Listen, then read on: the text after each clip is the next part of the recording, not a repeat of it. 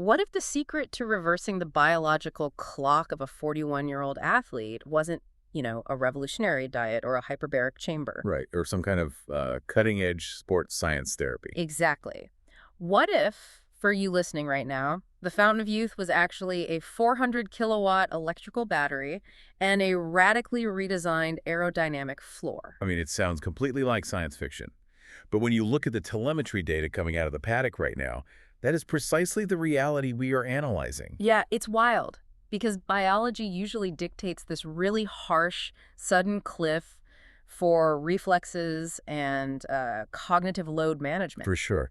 Yet motorsport is uniquely governed by this sort of symbiotic relationship between human neurobiology and mechanical engineering. Mhm. Alter the machine, and you can seemingly alter the biological trajectory of the man driving it. Welcome to the deep dive. We've got a massive stack of source material to get through today, focusing entirely on the 2026 Formula One season. And specifically, we are looking at the jaw-dropping resurgence of Lewis Hamilton at Ferrari. Right. And we aren't just looking at the surface narrative here. We've pulled together highly technical F1 community discussions. We are talking about Reddit threads where fans are literally overlaying microsector telemetry charts. Yeah, they get incredibly detailed.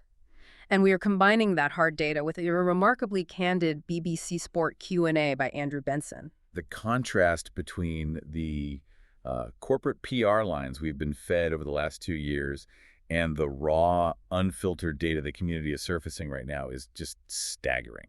It really is. Benson's piece in particular strips away a lot of the mythology. It looks at the cold mechanics of human aging versus car development. Okay, let's unpack this. Yeah, our mission today is to figure out the truth behind Hamilton's supposed second wind.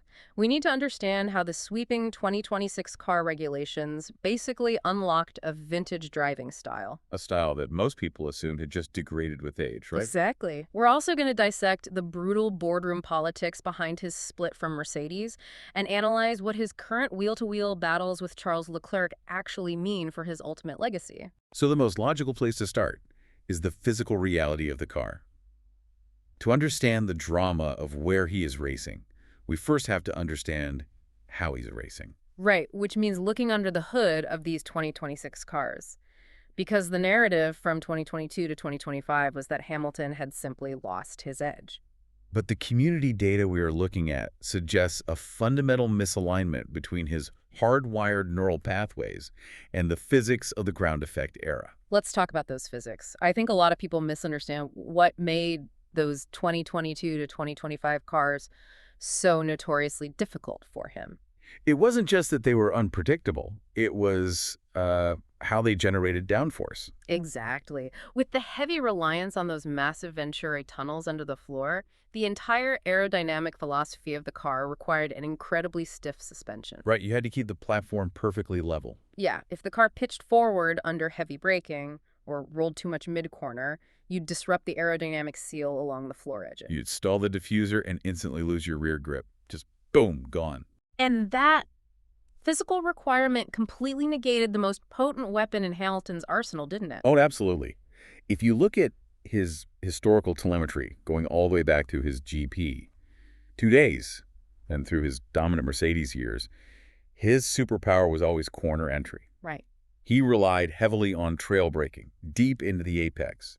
He would intentionally induce mechanical pitch, letting the nose dive under heavy braking to transfer the weight to the front axle. And that weight transfer expands the contact patch of the front tires, right, giving him massive front-end bite. Exactly, which he then used to rotate the rear of the car right at the turn-in point. He essentially used the car's mechanical suspension travel to force the rotation, rather than just relying on steering angle. What's fascinating here is how age and neural pathways play a role. Because if you try to induce that kind of mechanical pitch in a ground effect car, the car snaps. yes, the aero platform completely collapses because you've altered the ride height too drastically in a transient phase. So the ground effect cars demanded a much smoother, arguably more passive corner entry style. You basically had to brake in a straight line, stabilize the platform, and gently guide the car into the apex to maintain the underfloor pressure dynamics. I look at the Andrew Benson Q&A, and he brings up a fascinating point from former drivers about neuroplasticity. Right, the brain's ability to rewire itself. Exactly. We are talking about a guy who spent over 20 years from karting to his peak F1 years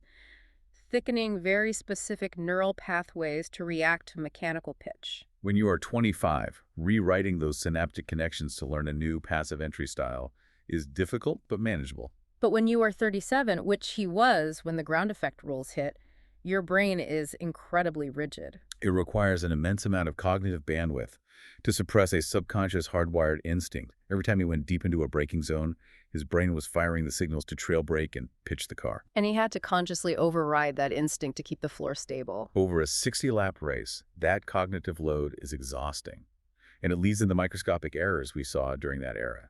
It makes me think of a classically trained concert pianist. Okay, how so? Imagine spending 30 years mastering a grand piano, right? Where the physical weight of the keys and the mechanical action of the hammers dictate your entire dynamic range. Right, you feel the instrument. Exactly. Then, suddenly, someone forces you to perform on a cheap electronic synthesizer with unweighted keys for 3 years. Oh, wow. You haven't forgotten how to play music, you haven't lost your sense of rhythm, but your physical interface with the instrument is completely compromised. That's a great analogy. It's not that he forgot how to build a house. You just gave him the wrong tool. Like forcing a master carpenter to use a left-handed hammer. Right. The muscle memory you rely on actually works against you. That is a very accurate representation of the telemetry. He was fighting his own muscle memory. But the 2026 regulations fundamentally altered that interface again. They brought the grand piano back into the auditorium, so to speak. Exactly. The FIA drastically reduced the reliance on underfloor ground effect to reduce the dirty air wake. The cars are now much more reliant on overbody airflow and mechanical grip. So the suspension systems have more compliance now. Yes, and you can see it instantly in the onboard footage this year. The car is visibly snappier, he's catching oversteer moments on corner entry, and the lap times are just plummeting. He actually stated in the BBC piece that he feels back to his best physically and mentally. But the aero changes are really only half the story here. Right. The technical forums are buzzing about the engine regulations, which I would argue are even more radical. The power unit overhaul is the unseen force completely scrambling the competitive order by removing the MGUH. That's the motor generator unit that harvested heat energy from the exhaust, right? Yes, exactly. The FIA eliminated the system that historically provided basically limitless electrical energy to the MGUK and spooled the turbo to eliminate lag. Which forces a massive philosophical shift in how you drive the car. We are now looking at a 50-50 power split between the internal combustion engine and the electrical deployment. But the ICE is capped at 400 kilowatts. Because they lost the MGUH, the cars are fundamentally energy-starved. And for you listening, you might be wondering how a Formula One car could ever be starved of energy. But the math is brutal. It really is.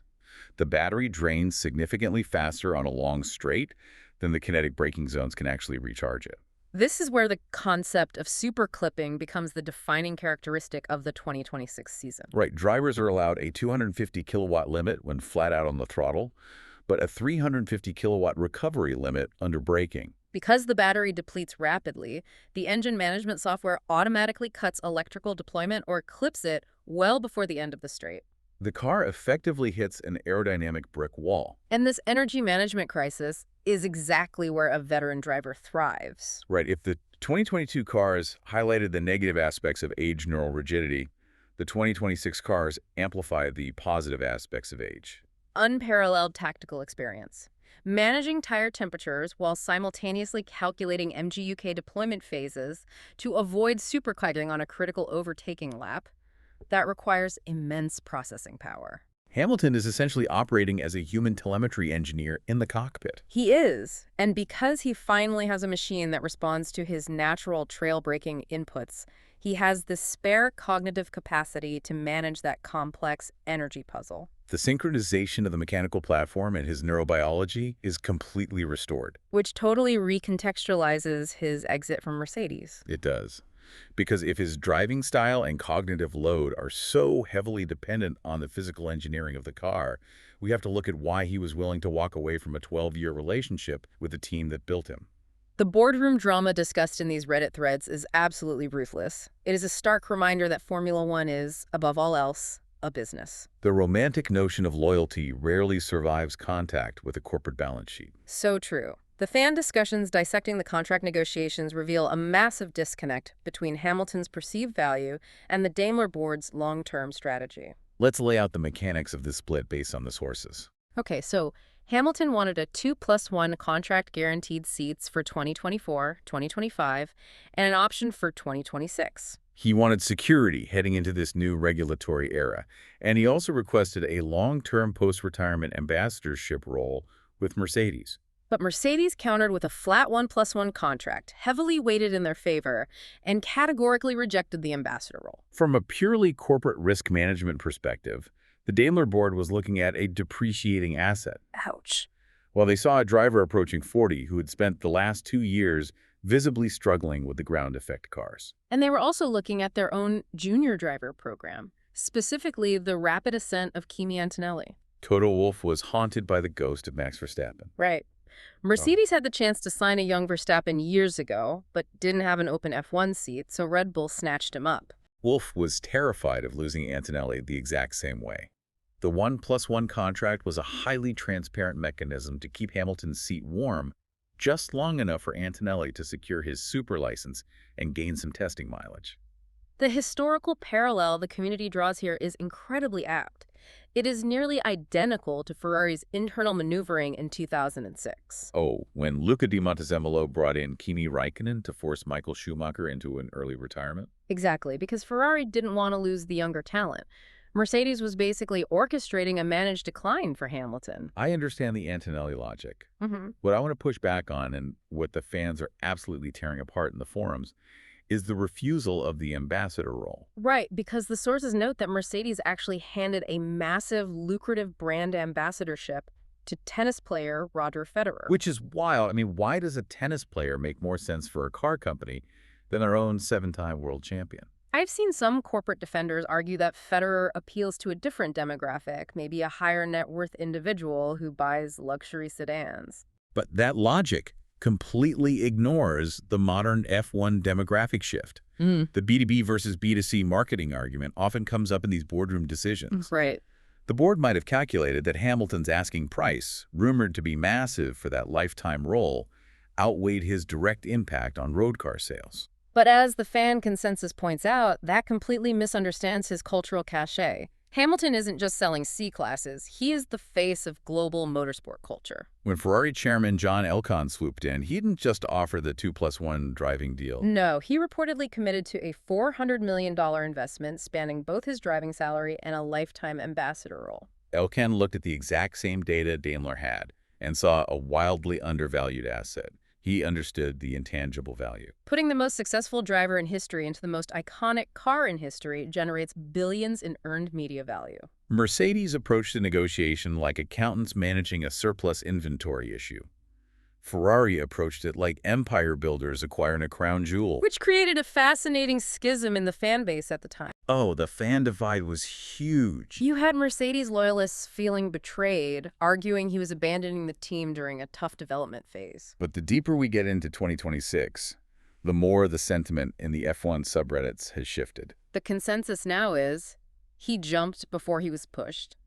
Staying would have likely meant being sidelined, taking a pay cut, or ending up at a customer team like Williams. Exactly. Had he signed that 1+1 deal, he would have been a lame duck driver in 2025. Mercedes would have systematically frozen him out of the 2026 technical development meetings to prevent him from taking trade secrets to a rival. And he would have been ushered out the back door to make room for Antonelli. So leaving Mercedes saved his career trajectory, but it also left behind a massive what-if. Specifically regarding the teammate he left in the rearview mirror. Yes, the ghost of Mercedes' past. The ongoing debate over George Russell. This is one of the most polarizing topics in the data we analyzed. The question posed repeatedly in the community is, if Hamilton had stayed at Mercedes this year, would George Russell be beating him, or would Lewis be the #1 driver? If you just look at the raw spreadsheet from 2024, Russell's camp has a very strong argument. Russell outqualified Hamilton 19-5 and outraced him 13-7. A casual observer would look at that and conclude that a passing of the torch had definitively occurred.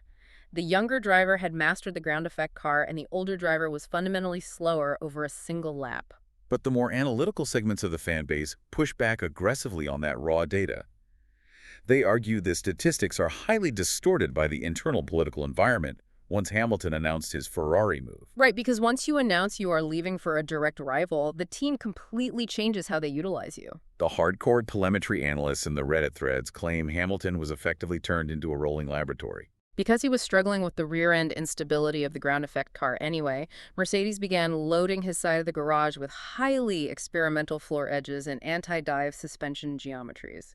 The theory is that Mercedes used his Friday practice sessions, and occasionally his qualifying setups, to gather extreme data points for the 2025 and 2026 development cycles. They would bolt on a radical new floor component, evaluate the pressure maps, and if it didn't work, Hamilton was stuck with an unoptimized, unpredictable car for qualifying. Meanwhile, Russell was consistently given the optimized, stable Silverstone spec package to maximize their weekend points haul. I think people underestimate how devastating an experimental floor is to a driver's confidence in qualifying. Oh, it's brutal. If you don't know exactly where the aerodynamic center of pressure is going to migrate when you hit the brakes, you simply cannot commit to the apex. You brake 5 meters earlier, and suddenly you are 3/10 down on your teammate.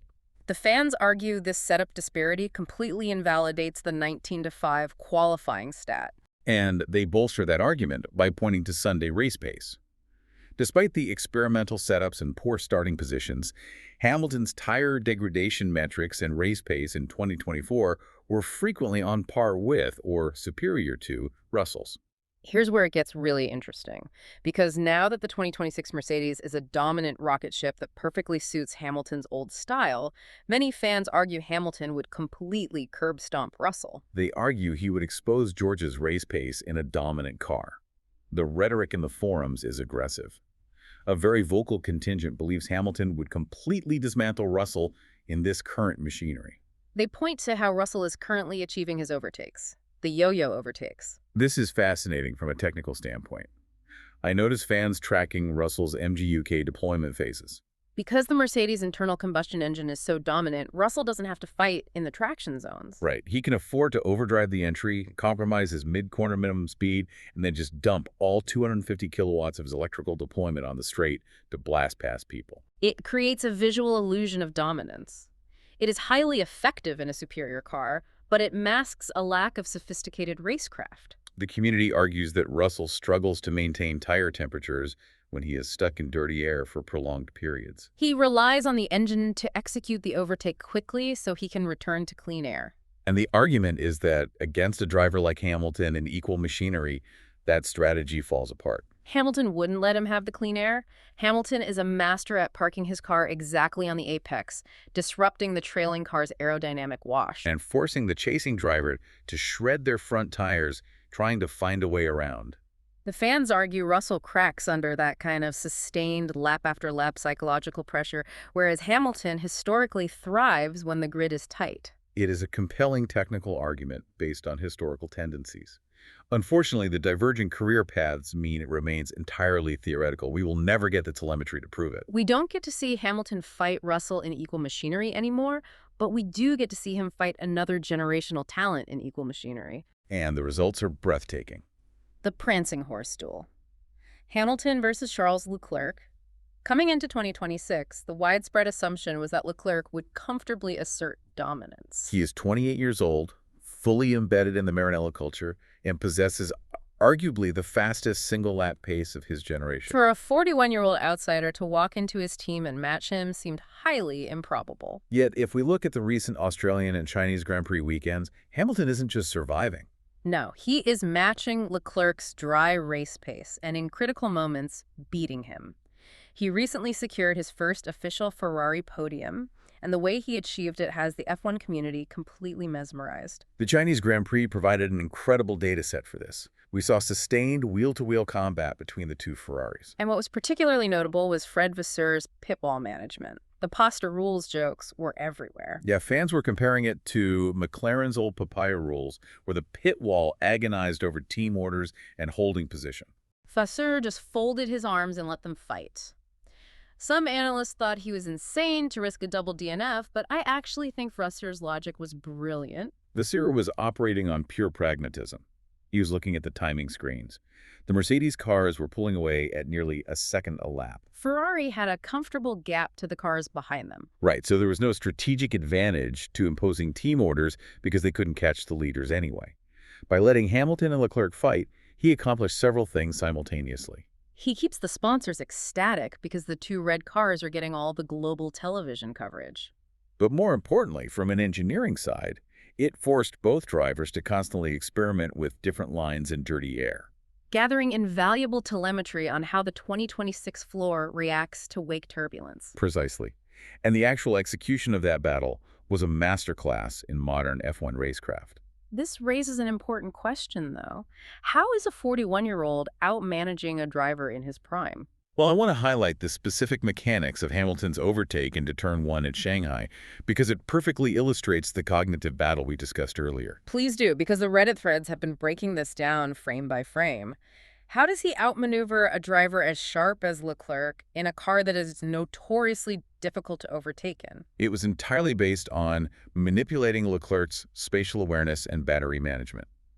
Remember, these 2026 cars are energy-starved. Right. Over the course of 5 laps leading up to the overtake, Hamilton deliberately altered his MGUK harvesting strategy. He sacrificed straight-line speed early in the lap to build a surplus of electrical energy, keeping his battery state of charge artificially high, While simultaneously applying intense psychological pressure.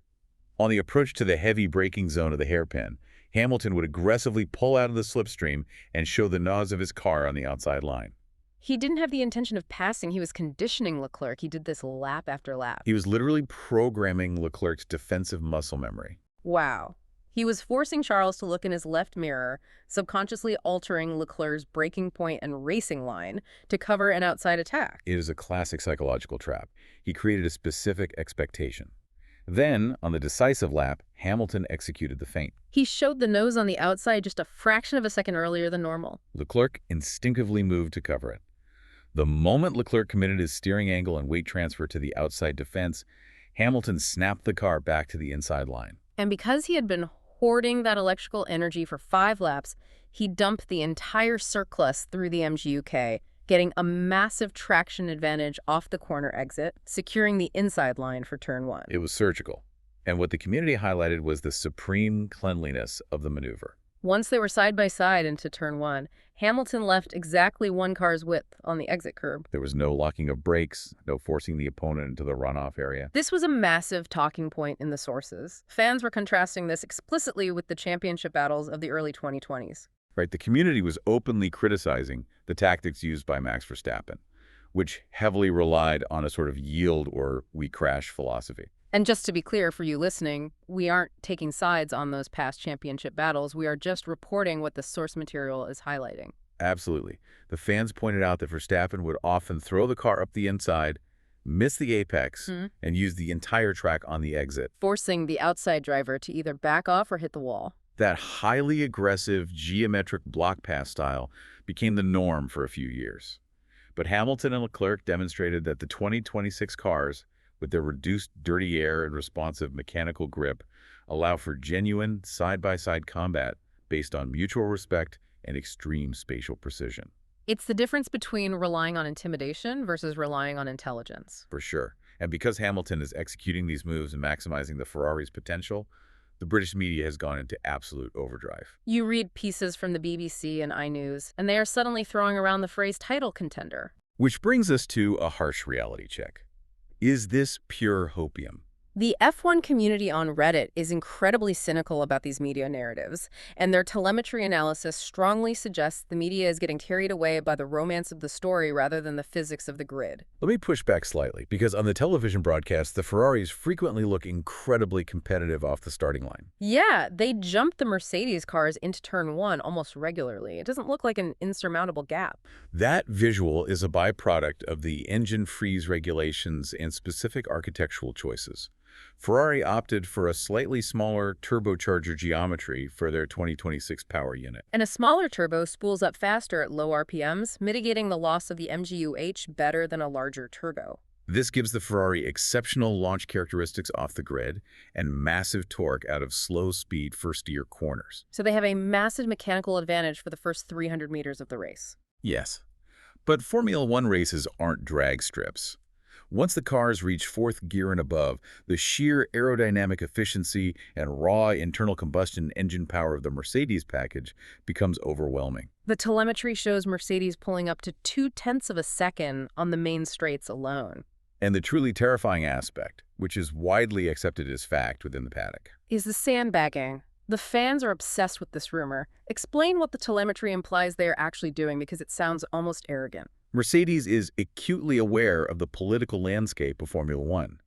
If a team demonstrates too massive of an advantage, the FIA will often intervene with mid-season technical directives to slow them down. Citing safety or cost concerns, right? To prevent this, insider reports suggest Mercedes is running their power units at a heavily restricted mapping, effectively a 3.5 out of 5 power setting. They aren't even stressing the engine block. They are just cruising to avoid regulatory intervention. They only unleash the full power mapping in specific tactical windows, usually when the DRS is open to execute a clinical overtake. Once they clear the Ferrari, they dial the engine back down, manage tire degradation, and maintain a comfortable 2-second buffer. Which makes the media narrative of a championship fight incredibly misleading. Right. I mean, he's driving like a champion, but he's not in a championship fight. Hamilton is driving the absolute wheels off the Ferrari.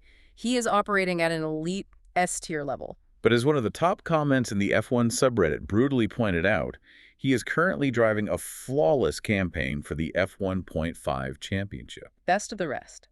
He is maximizing a car that has a hard mathematical ceiling. There is a month-long break approaching in the calendar, which traditionally allows teams to introduce massive upgrade packages. The fan forums are rife with speculation about a rumored Ferrari compression trick for their internal combustion engine, aiming to increase thermal efficiency. But even if they bring a massive aerodynamic floor upgrade and optimize their thermal efficiency, can you realistically close a 1 to 2 second a lap gap under a cost cap and an engine freeze? Historical precedent suggests it is nearly impossible. Aerodynamic upgrades can yield tenths of a second. But a fundamental power unit deficit locked in by homologation rules usually takes multiple seasons to overcome. We saw this exact scenario from 2014 to 2020, where Mercedes had an untouchable engine advantage, and the rest of the grid spent 6 years trying to catch up. So, barring a catastrophic reliability crisis at Mercedes, like a fundamental flaw in their battery cooling system that causes cascading failures, an 8th World Championship for Hamilton this year is mathematically highly improbable. It is a pipe dream, but I would argue that hyper-focusing on the 8th title misses the broader significance of what we are witnessing. I completely agree. This brings us to the legacy implications, which is arguably the most fascinating part of this entire deep dive. For sure, if we connect this to the bigger picture. If you aren't a hardcore F1 fan listening right now, you might be wondering why the mechanics of a billionaire athlete switching from a silver car to a red car matter on a human level. But when you strip away the carbon fiber and the telemetry, this is a story about the universal human experience of confronting your own obsolescence and refusing to accept it. The corporate structure at Mercedes had essentially categorized him as a legacy asset. They were preparing to put him out to pasture. And anyone who has ever been in a corporate environment or any highly competitive field knows that feeling.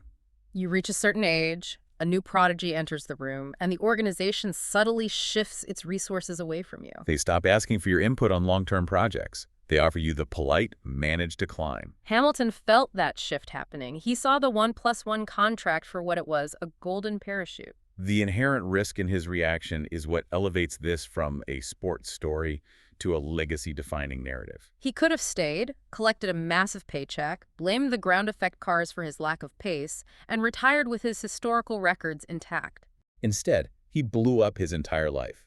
He left the organizational stability of Mercedes, the only corporate family he had ever known, and threw himself into the chaotic, highly political cauldron of Ferrari. He took a massive, terrifying risk at age 41 simply to prove to himself that the underlying talent was still there.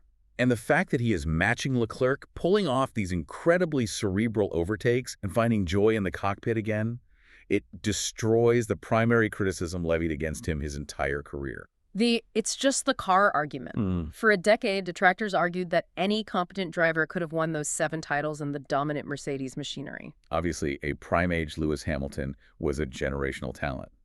But stepping out of that protective ecosystem at 41, jumping into a completely different engineering philosophy, and going toe-to-toe with a prime-age Charles Leclerc in equal machinery validates his intrinsic brilliance in a way those dominant Mercedes years never could. He is proving that the raw, underlying racecraft is entirely independent of Toto Wolff's organization. And you cannot ignore the poetic resonance of where he is doing it, breaking Schumacher's 7-title record while driving for the very team that made Schumacher a legend. Even if he doesn't win the 8th title, the sheer imagery of Hamilton driving a Ferrari, fighting at the front of the grid in his 40s, it cements his status not just as a statistical anomaly, but as a pure racer. So, what does this all mean? It means the washed narrative is dead. Hamilton has found his smile, his pace, and his respect in the paddock again. The narrative of the washed veteran struggling to adapt to the 2022 ground effect cars has been completely eradicated by the telemetry of 2026. He's no longer the aging driver waiting for the inevitable end. He is, mathematically and visually, an apex predator who has been given the correct tools to hunt again. It's an incredible arc. We've traced the journey from the physical misery of the stiff, unyielding Venturi tunnel cars, through the cold, corporate calculus of the Mercedes boardroom, to the sheer tactical brilliance of his battles with Leclerc. The regulations changed, the machine finally matched the man, and the biological clock was reset. It is a profound testament to the power of environmental alignment.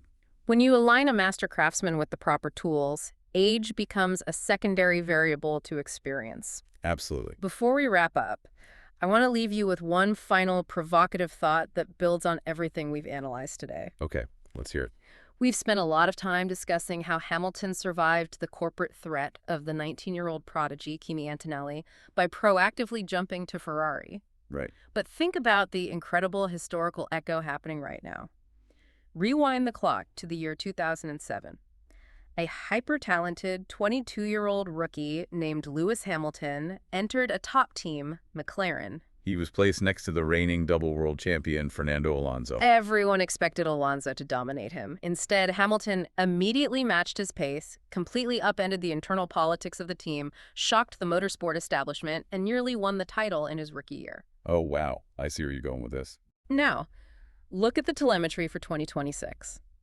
19-year-old Kimi Antonelli is sitting in the exact Mercedes seat Hamilton just vacated. Antonelli is matching George Russell. He is taking pole positions. He is winning races. He is upending the sport in exactly the same way. Is Lewis Hamilton currently staring across the paddock, watching his own history repeat itself, just from the other side of the garage? It forces you to realize that Formula One is a cyclical ecosystem. The names change, the technology evolves, but the archetypal battles remain constant. It is definitely something to keep an eye on as the European leg of the season kicks off. Thank you for joining us on this deep dive. Keep questioning the telemetry, keep reading between the lines of the PR statements, and we will see you next time.